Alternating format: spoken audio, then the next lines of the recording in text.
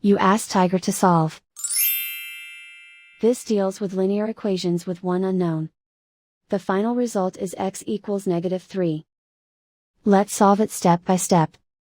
Group all x terms on the left side of the equation.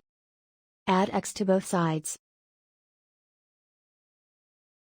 Group like terms. Simplify the arithmetic. Group like terms.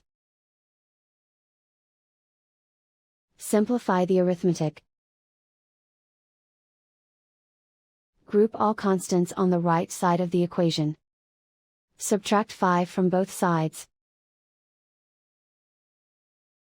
Simplify the arithmetic.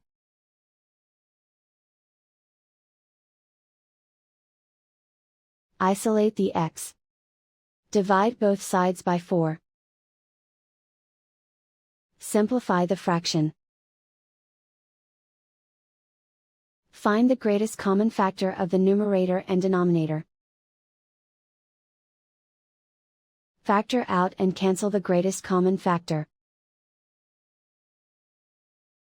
And so the final result is x equals -3.